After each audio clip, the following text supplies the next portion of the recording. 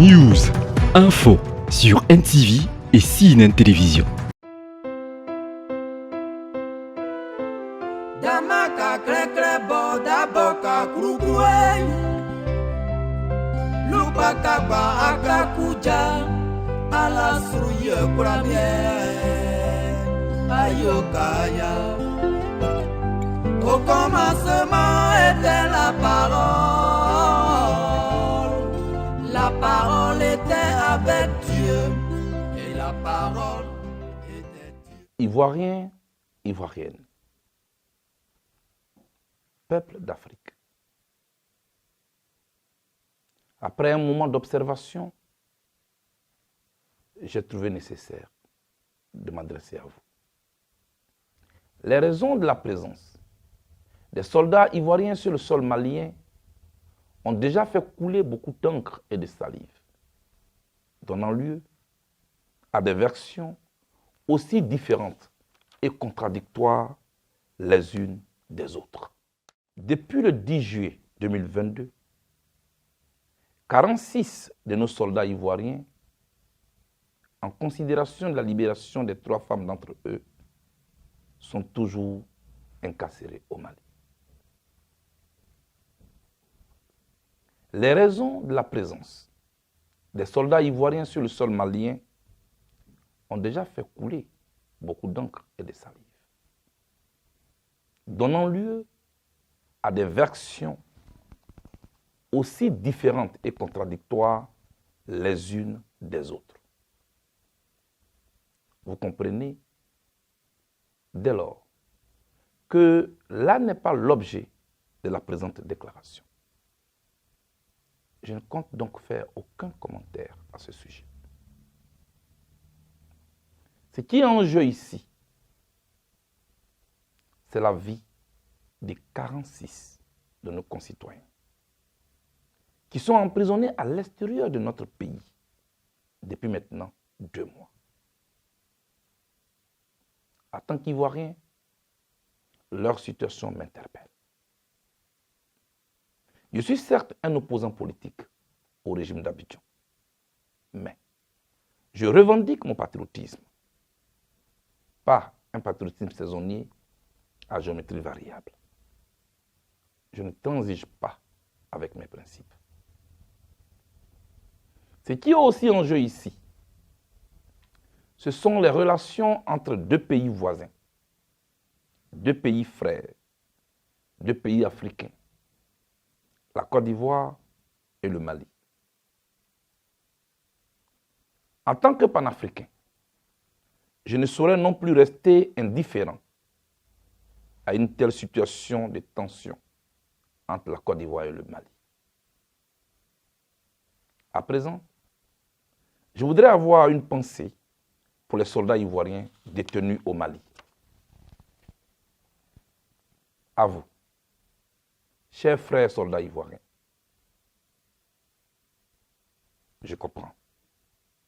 Je comprends l'épreuve. Je comprends la douleur que vous vivez depuis 2 mois. Et je voudrais témoigner toute ma compassion à vous et vos familles respectives.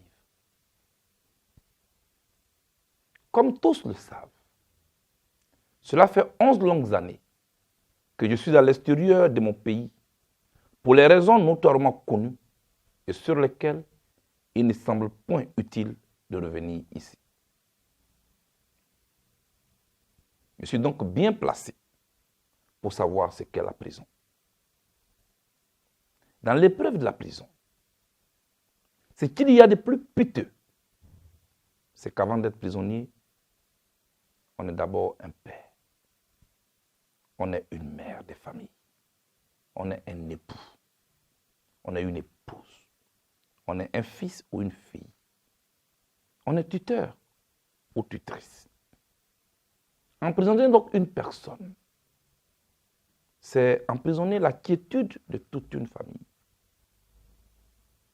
C'est emprisonner souvent même l'avenir des progénitures. C'est emprisonner le sommeil des personnes aux yeux de qui la personne incarcérée compte mais surtout de qui leur vie dépend. Pour moi, au-delà de nos différends et de nos différences politiques, ces Ivoiriens, détenus à l'extérieur et leurs familles ont plus que jamais besoin de notre soutien, de notre solidarité. C'est pourquoi la retenue et la mesure devraient être de mise en pareilles circonstances, afin de permettre à la diplomatie de faire son travail, qui du reste rime avec discrétion. Comme quoi, ce n'est pas parce que nous ne voyons rien se passer qu'il ne se passe rien. Il se passe toujours quelque chose. Et la libération des 3 soldats femmes parmi les 49 militaires illustre à profusion cette assertion. À l'endroit des autorités et de mes frères et sœurs du Mali, je voudrais dire quelques mots. Chers frères, chères sœurs, je sais que la situation socio-politique et sécuritaire de votre pays, le Mali, vous appelle à plus de vigilance. Ce qui est d'ailleurs normal et compréhensif. En tant que panafricain, la situation du Mali me préoccupe aussi. Chaque fois qu'un enfant du Mali est tombé sous les balles assassines du terrorisme, mon cœur s'est déchiré. Chers frères et sœurs du Mali, dans les rapports entre les peuples et même au sein d'une même famille, il arrive souvent des écorchures, des situations que notre raison s'explique difficilement. Mais il est aussi des circonstances où il vaut mieux avoir la paix que d'avoir raison. La fragilité de la situation sécuritaire de la sous-région ouest africaine exige que nous puissions mutualiser nos efforts, car des défis majeurs nous attendent. C'est pourquoi je salue la libération des 3 soldats femmes parmi les 49 militaires ivoiriens encore détenus au Mali. Ce geste de décrispation, croyez-moi, à n'en point douter, contribuera à une désescalade de la tension entre nos 2 pays. Il laisse poindre à l'horizon l'espoir d'un retour prochain des autres soldats encore en détention. Ce qui nous permettra, main dans la main, d'aller à l'assaut des 2 ennemis communs, l'un sans visage, qui hante et déstabilise la sous-région ouest africaine. C'est le terrorisme. Nigeria, Niger, Mali, Burkina Faso, Togo, Bénin et j'en passe, en paie chaque jour le prix cher. À la surprise générale même, la Côte d'Ivoire a été attaquée jusqu'à Bassam, sa célèbre station balnéaire. Qui l'eût cru? Le deuxième ennemi, c'est la pauvreté. Fuyant la pauvreté et le désespoir, la jeunesse africaine, atout majeur de notre continent, défie chaque jour la mort dans la Méditerranée. C'est une honte pour notre Afrique. Peuple africain, ne nous trompons donc pas d'adversaire, car quand on frappe le lézard, le margouillat s'apprête, dit la sagesse africaine. Africains, africaines, chers frères et sœurs du Mali, multipliez les rencontres, engagez un plan d'action concerté, sensibiliser et rassurer nos populations au sujet du terrorisme et à la recherche des solutions contre la pauvreté, tel devrait être et tel doit être notre combat commun. C'est le lieu. C'est le lieu de saluer toutes les parties qui, au niveau sous-régional et régional, se sont fortement impliqués et continuent d'œuvrer à la recherche d'une solution diplomatique pour ramener la confiance entre la Côte d'Ivoire et le Mali. À ce stade de mon propos, je voudrais aussi dire à mes frères et sœurs ivoiriens que les contradictions et autres différends politiques nationaux, il en existera toujours entre nous. C'est même le propre de la vie en société. Pourtant, il nous faut développer la culture de régler les questions nationales dans un cadre national, c'est-à-dire chez nous, entre nous. Telle est la vision que j'ai de la construction d'une nation ivoirienne. Il nous faut faire des efforts individuels et collectifs pour tourner définitivement la page de notre histoire récente, aussi douloureuse soit-elle. Tourner la page, ce n'est pas arrêter d'écrire l'histoire. Tourner la page, c'est bien au contraire continuer à l'écrire de façon encore plus belle, mais cette fois sans rature. Une telle démarche, gage d'un sursaut national, qui nous permettra de nous concentrer sur l'essentiel, appelle à un dépassement de soi.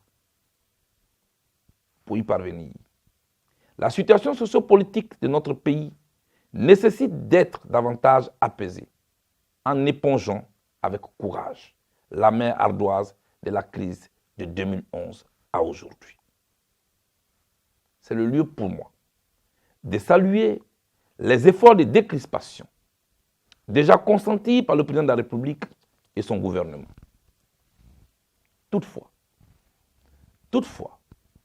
je voudrais que se poursuive cet élan de prise de mesures d'apaisement par la libération des prisonniers civils et militaires en rapport avec les différentes crises électorales qui malheureusement ont endeuillé notre pays.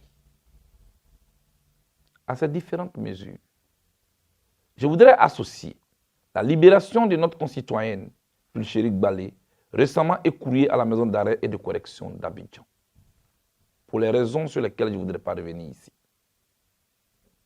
Son élargissement témoignera de notre capacité à nous pardonner les uns les autres. Au niveau social, à l'occasion de la traditionnelle adresse à la nation le 6 août dernier, le président de la République a pris des mesures en faveur des fonctionnaires et agents de l'État. Je salue ces mesures et je demande qu'elles puissent s'élargir à l'ensemble des couches sociales. À présent, parlons de mon retour en Côte d'Ivoire.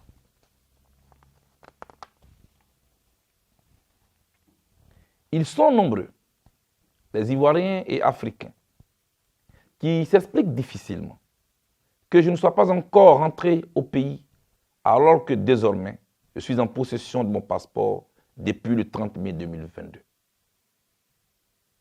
Je les comprends. À tous, je demande juste un peu de patience. Et nous nous retrouverons très bientôt. Nous nous retrouverons très bientôt. Mais, comme je l'ai déjà dit, j'ai quitté mon pays sur fond de crise. Et mon souhait à présent est d'y retourner dans un climat de quiétude.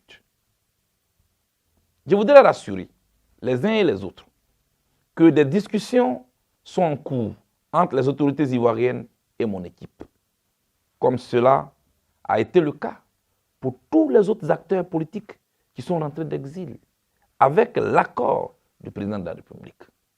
Je dis bien tous. Je ne continue donc pas de rester ici à La Haye, par ma propre volonté, comme tente de faire croire certaines mauvaises langues.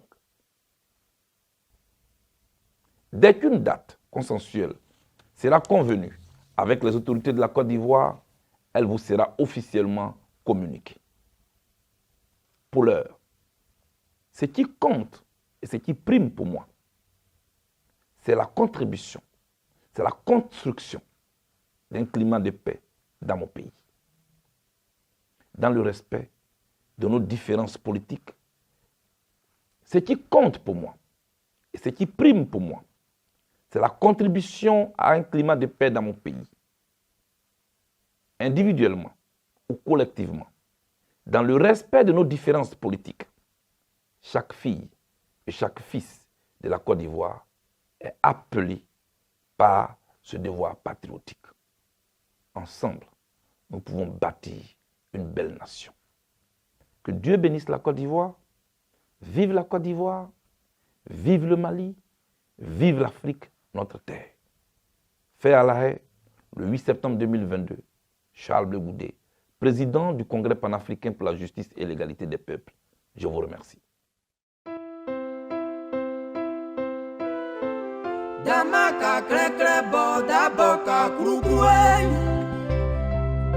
Lupaka ba akakuja Ala suye kurabie Ayokaya Au commencement était la parole